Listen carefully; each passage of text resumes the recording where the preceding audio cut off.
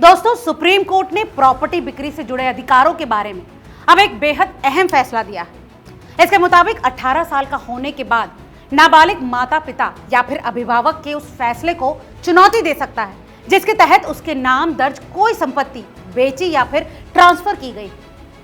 नमस्कार, आप देख रहे हैं रिपोर्टर जी और मैं हूं आपकी भरोसेमंद होस्ट लता सिंह। इस ताजा फैसले में कोर्ट ने यह भी कहा कि वयस्क होने के बाद नाबालिग खुद स्पष्ट कदम उठाकर उस ट्रांसफर को रद्द कर सकते हैं। उदाहरण के तौर पर वो खुद उस संपत्ति को बेच या फिर ट्रांसफर कर सकते हैं, या फिर वो अदालत में मुकदमा दायर करके ये कह सकते हैं कि वो सौदा गलत था और उसे रद्द किया जाए।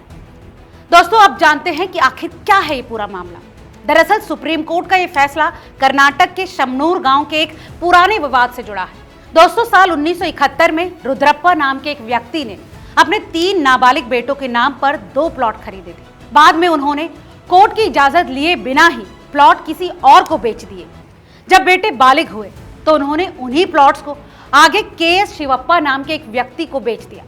इसके बाद पहले खरीदार के पक्ष में मालिकाना हक का दावा किया गया, जिससे जमीन को लेकर विवाद खड़ा हुआ।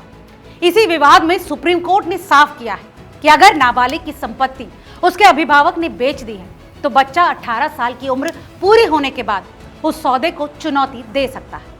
मगर दोस्तों, निचली अदालतों ने इस बात पर अलग अलग राय दी कि नाबालिग को अपने नाम की संपत्ति की गलत बिक्री रद्द करने के लिए मुकदमा दायर करना जरूरी है या फिर नहीं।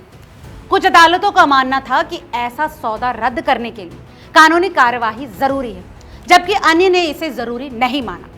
सुप्रीम कोर्ट ने इस विवाद को खत्म करते हुए अब साफ किया है कि औपचारिक मुकदमे की जरूरत नहीं है। अगर कोई व्यक्ति बालिग होने के बाद संपत्ति पर अपना दावा जताना चाहता है तो वो स्पष्ट कार्यवाही करके ऐसा कर सकता है, जैसा कि उस संपत्ति को खुद बेच देना या फिर ट्रांसफर कर देना। दोस्तों, कोर्ट ने यह भी माना कि कई बार नाबालिग को अपने नाम पर हुई बिक्री की जानकारी होती ही नहीं या फिर संपत्ति उसके कब्जे में नहीं होती। कोर्ट का साफ कहना है कि ऐसे मामलों में मुकदमा दायर करना जरूरी नहीं माना जा सकता। दोस्तों, आप कोर्ट के इस फैसले को कैसे देखते हैं, हमें कमेंट करके जरूर बताएं।